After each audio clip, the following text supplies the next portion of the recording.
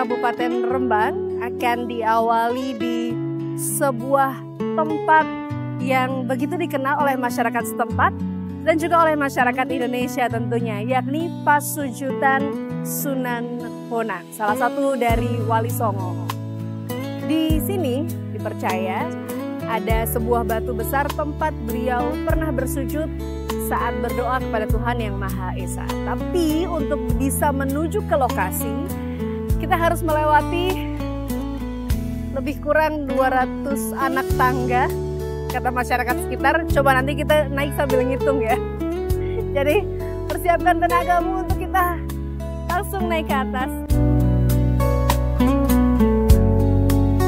Pasujutan Sunan Bonang ini merupakan salah satu destinasi wisata sejarah dan religi yang banyak diminati pengunjung saat datang ke kota Rembang loh guys.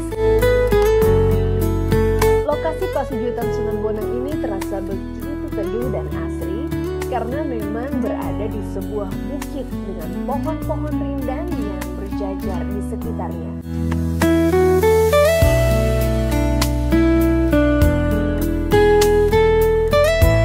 186, 187, 188, 189,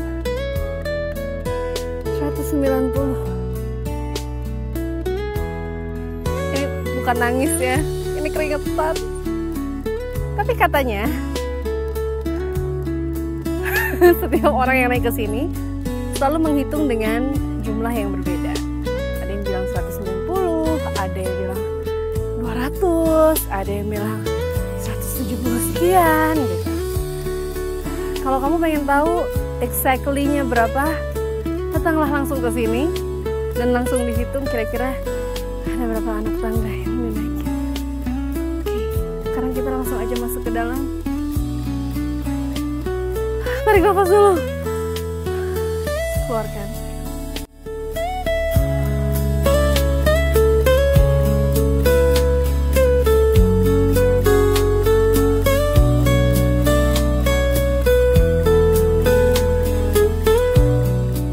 Sekarang kita sudah masuk di kompleks Pasujutan Sunan Bonang yang terletak di Lasem, Kabupaten Rembang. Saya sendiri juga belum tahu kisah apa di balik Pasujutan ini. Jadi hari ini kita akan bertemu dengan juru kunci dari Pasujutan Sunan Bonang Rembang.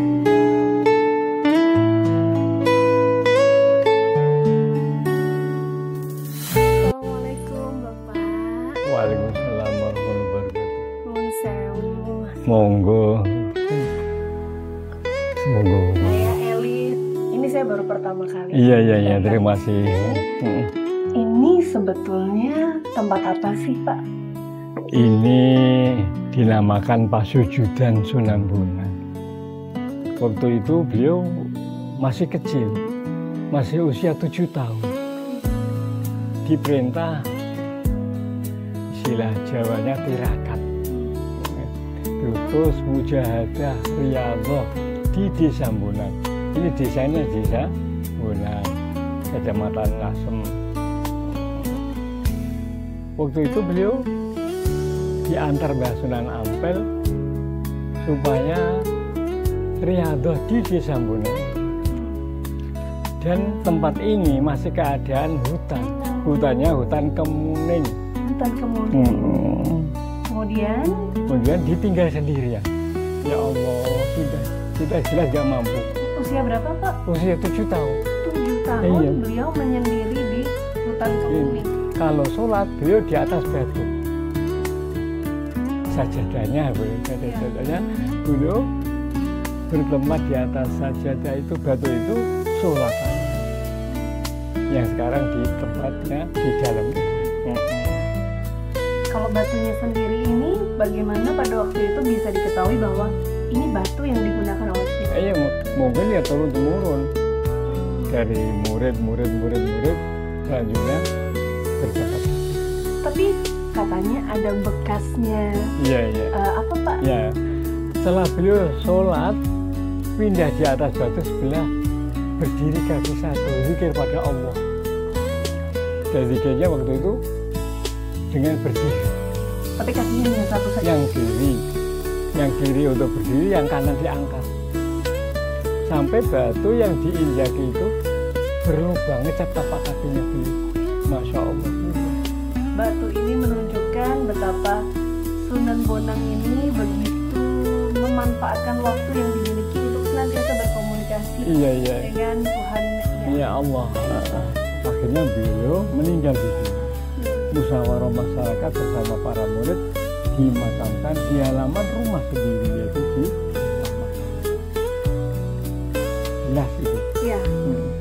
Tapi makamnya nggak mau dibangun, cukup diratakan, ditanami bunga-bunga yang masih. Nah, itu Mbak Muna nggak mau ngikuti. Itu memang nggak mau, memang keinginan enggak. beliau pada waktu masih. Enggak, dia nggak terhormat, terlalu dihormat. Masya Allah. Kita belajar kesederhanaan yang luar biasa dari beliau. Iya, inilah Mbah Muna. Ada 2 bangunan yang biasa dikunjungi jika kita datang ke sini. Selain Pasujutan Sunan Bonang, di ujung sisi lain lokasi ini juga terdapat makam Putri Cempo atau Campa yang merupakan murid Sunan Bonang pada waktu itu. Mungkin selama ini kita hanya tahu catatan sejarah mengenai hadirnya Wali Songo di Indonesia. Tapi hari ini kita belajar mengenai kebesaran hati, ketulusan, dan juga kesederhanaan seorang Sunan Bonang. Kiranya dari kunjungan kita hari ini kita bisa mencontoh nilai-nilai baik yang sudah ditanam oleh beliau untuk bisa membuat kita menjadi orang yang jauh lebih baik.